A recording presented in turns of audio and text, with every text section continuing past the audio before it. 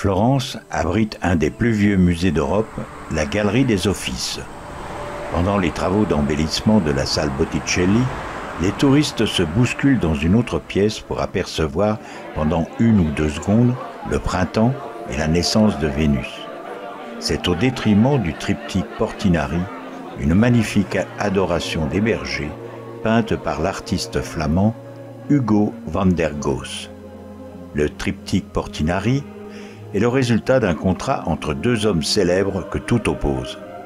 D'un côté, Tommaso Portinari, un banquier italien issu d'une grande famille installé à Bruges, travaillant pour le compte des Médicis, mais faisant passer ses propres intérêts auprès de la cour de Bourgogne pour mieux asseoir son prestige et ses gains. De l'autre, Hugo van der Goes, un peintre gantois devenu rapidement célèbre, ayant choisi de vivre, tout en y étant autorisé, à peindre dans le monastère rouge cloître de Bruxelles. Le peintre et le financier ont un point commun essentiel, celui du salut de leurs âmes. Esprit tourmenté, dévoré par son art dans lequel il cherche des réponses à ses angoisses, Hugo van der Goes finira emporté par une dépression sévère. Tommaso, le fortuné, pense se tirer d'affaire par un mécénat fastueux, donateur représenté en couple, et n'hésite pas à inclure ses premiers enfants, accompagnés de leur saint protecteur et sainte protectrice. Après un voyage en mer toujours moins risqué que par voie terrestre et par voie fluviale le long de l'Arno, le triptyque arrive à Florence le 28 mai 1483 en grande pompe pour être placé sur l'autel de l'église Sant'Egidio de l'hôpital Santa Maria Nuova. Pour la première fois, une œuvre flamande de grande dimension fait sensation parmi les peintres florentins qui s'en inspireront, comme Ghirlandaio, Lippi et Signorelli.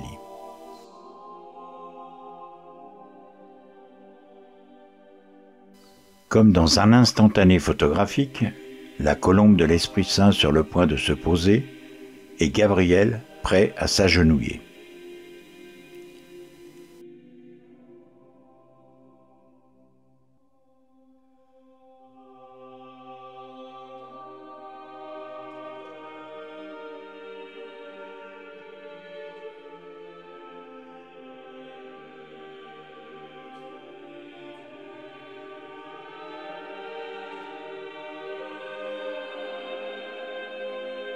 À l'arrière-plan, en route pour le recensement de Bethléem, Marie préfère marcher à pied quelques instants.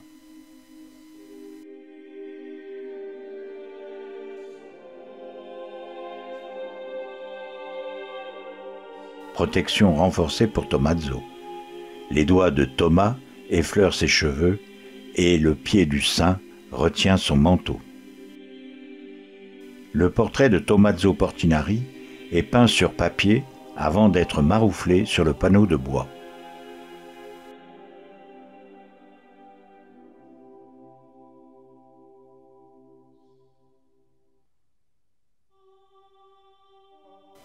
Les 2 saintes patronnes croisent leurs regards en direction de leur protégée. Marguerite est sortie indemne du ventre d'un dragon. Marie-Madeleine porte un vase d'huile de nard pour oindre les pieds du Christ.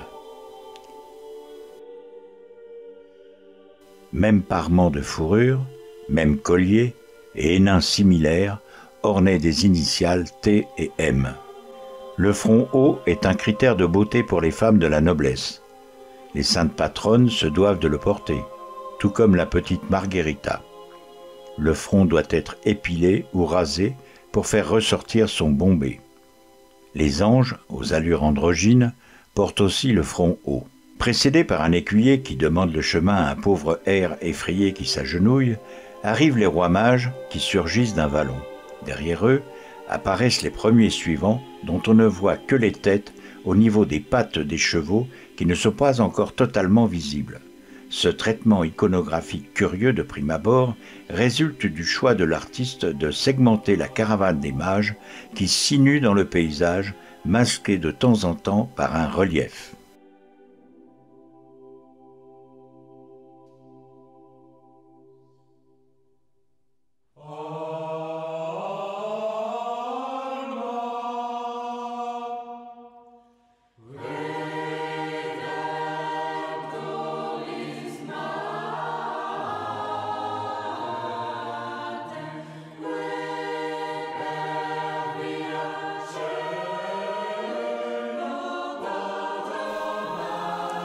Saint Joseph aux mains noueuses de charpentier. Près de lui, la colonne sur laquelle Marie s'est appuyée pour enfanter.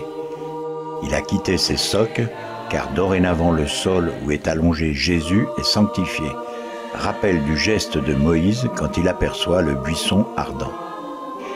Derrière la colonne, le bœuf et l'âne, mais aussi plongé dans l'obscurité, un démon à la patte griffue.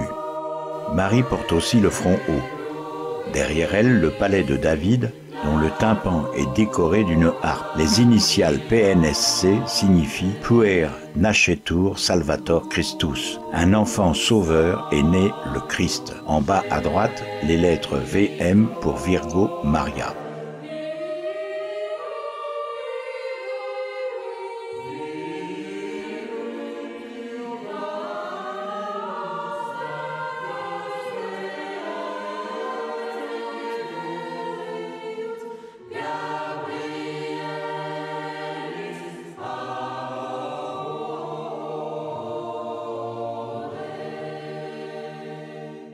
L'enfant Jésus a la morphologie d'un enfant d'une dizaine de mois au moins. C'est une façon d'exalter le caractère extraordinaire de cette naissance qui n'altère pas la virginité de Marie. Plaqué au sol, comme par téléportation, il diffuse de la lumière. Sainte Brigitte de Suède, qui s'était rendue à la grotte de Bethléem, rapporte sa vision de la nativité. L'enfantement fut si prompt que je ne pus me rendre compte de ce qui s'était passé. J'aperçus seulement le glorieux enfant à terre, tout brillant, tout rayonnant. J'entendis aussi des chants angéliques d'une grande beauté et d'une suavité merveilleuse. Véritable coup de tonnerre bousculant les conventions, les trois bergers, aux trois âges de la vie, jeunesse, maturité et vieillesse, sont des vrais paysans. C'est la première fois que des hommes du peuple, vus tels qu'ils sont, occupent l'espace pictural d'une façon aussi dynamique. On peut se demander si Sergio Leone ne s'est pas inspiré d'eux pour son film Le Bon, La Brute et le Truand.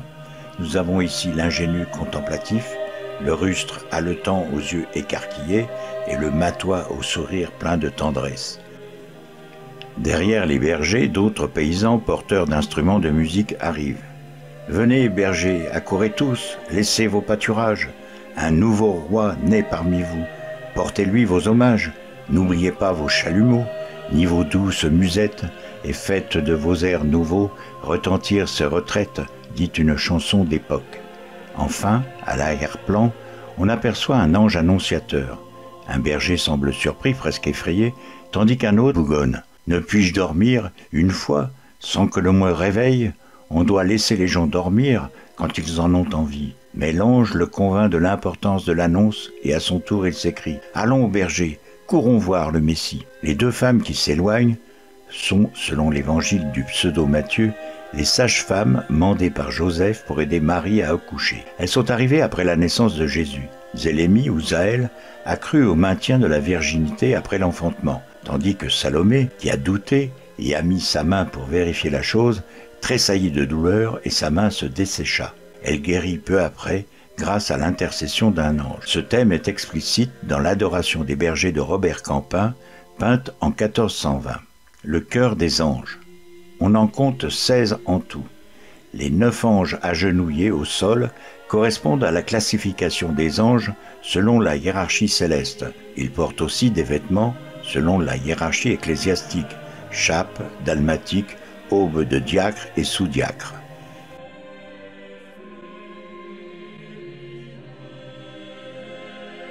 L'ange au premier plan retient de sa main droite la lourde chape de brocart. Sans doute l'artiste a cru bon de conserver comme un instantané photographique un geste instinctif de son modèle. Autre détail, le diadème orné d'une branche de corail avec des perles. Le corail a pour vertu, dit-on, de faciliter la conception d'un enfant. Dernier détail et non des moindres, l'ange vu en contre-plongée avec un double éclairage, notamment par en dessous, annonçant la technique du clair-obscur du Caravage. La composition florale, chargée de symboles à plusieurs clés de lecture, est placée au premier plan. La gerbe de blé rappelle Bethléem, la maison du pain, mais aussi l'Eucharistie future. Une albarelle, qui est normalement un pot à pharmacie, sert de vase pour 2 lys rouges. l'un pour rappeler la Passion et le deuxième peut-être en écho aux armoiries de Florence. 2 lys blancs pour la pureté de Marie et 1 lys bleu comme la robe de la Vierge. Dans le verre de Venise, des encolis peuvent évoquer les 7 douleurs futures de la Vierge et les 3 œillets rouges, les clous de la croix. Éparpillés sur le sol, des violettes évoquent l'humilité de Marie. Mais leur répartition intrigue. 4 à gauche de l'albarelle, 2 entre les 2 vases et 14 à droite du verre. Est-ce un rappel du 4e évangile, celui de Jean, chapitre 2, verset 14 ? Il s'agit de Jésus chassant les marchands du temple. C'est sans doute une allusion discrète au bidouillage financier de Portinari qui ne lui permettront pas de gagner tout de suite le paradis.